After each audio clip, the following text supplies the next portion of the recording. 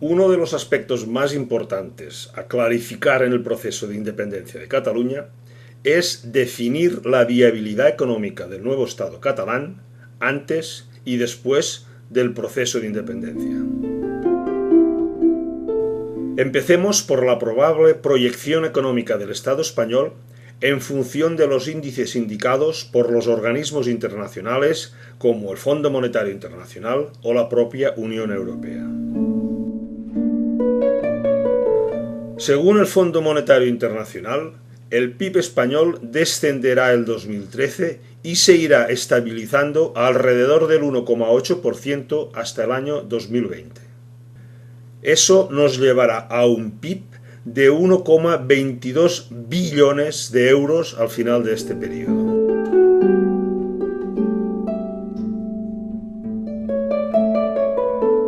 Según fuentes de la Unión Europea, la deuda del Estado llegará también al 100% del PIB en el año 2020, empezando ya el 2013 con una deuda alrededor del 90% por el rescate bancario.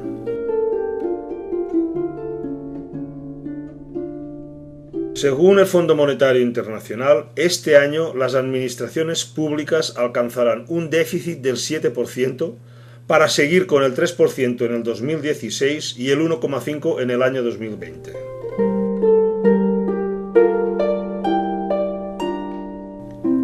España tendrá que alcanzar esos niveles a base de recortes y ajustes, y no hay ninguna población que aguante una reducción entre déficit y cargas financieras de unos 70.000 millones en este periodo, sin afectar duramente el estado del bienestar social.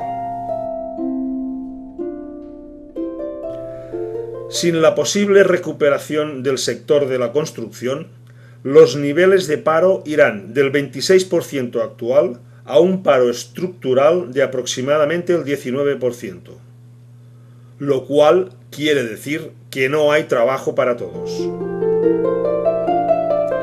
Una deuda creciente de 1,22 billones de euros es impagable. El elevado costo de esta deuda producirá un empobrecimiento general del Estado y a una reducción durísima de la protección social.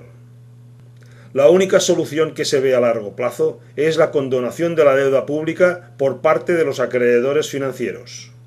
Y eso también se ve improbable si se quiere permanecer dentro del euro y de la Unión Europea.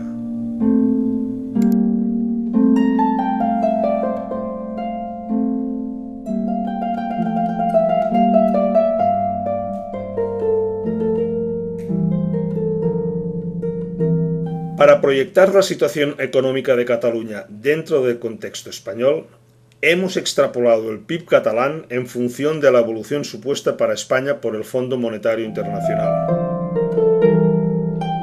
La deuda actual pasará a alcanzar los casi 50.000 millones.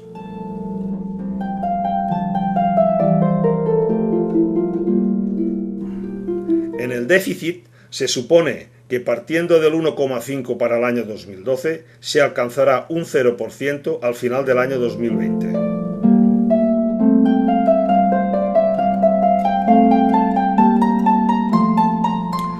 Este supuesto nos lleva a unos recortes aproximados de 8.000 millones de euros en el periodo 2012-2020. Respecto al paro, y siguiendo el ejemplo de España, pasaremos del 23% actual en Cataluña al nivel estructural mínimo del 17%, lo cual nos confirma que no hay trabajo para todos y que de no mejorar la situación futura será muy difícil afrontar el pago de las pensiones si no se toman medidas drásticas con la edad de jubilación. Es decir, estando dentro del Estado español, Cataluña seguirá su misma evolución, pero agravada con los incumplimientos en los acuerdos sobre inversiones, como el corredor mediterráneo y cercanías, y teniendo que pagar unos intereses de la deuda del 5% al Estado, cuando él solo paga entre un 2 y un 3%. Al final, además, nos quedará una deuda creciente impagable y unos recortes insoportables para el sistema de protección social.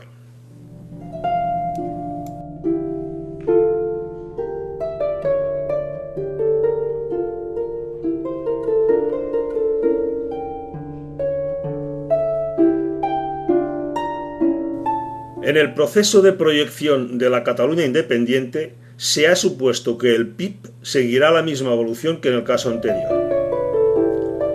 Pero la deuda que la Cataluña independiente tendrá que absorber del Estado será del 60% del PIB y por lo tanto pasará a ser de 128.000 millones, que en cualquier caso será un nivel de endeudamiento mucho mejor que la media europea. Respecto a los ingresos, estos se verán automáticamente incrementados por el déficit que actualmente tenemos con el Estado. Es decir, recuperaremos 16.000 millones de euros.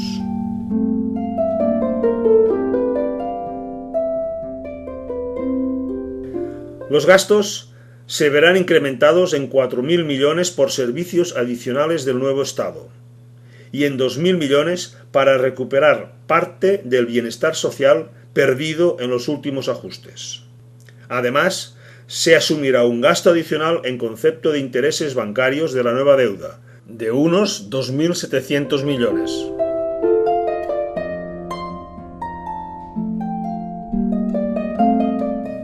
Con todo ello nos quedará una situación envidiable de la deuda decreciente al final del periodo de un 45%.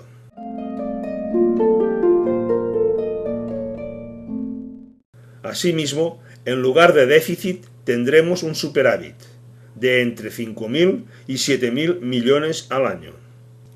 En esta situación es lógico suponer que se harán las inversiones en infraestructuras dedicadas al progreso de nuestras pequeñas y medianas empresas, así como fomentar el desarrollo del empleo para poder alcanzar los niveles de paro que actualmente tiene Euskadi e irnos acercando a los europeos. De este modo, mejoraremos nuestras posibilidades de reforzamiento del sistema de pensiones, que ya hoy en día es netamente contribuyente dentro del Estado. Por lo tanto, si queremos salvaguardar nuestro sistema de bienestar social, tenemos que asegurar nuestro futuro fuera de España. No se puede desligar la independencia del futuro sistema de protección social.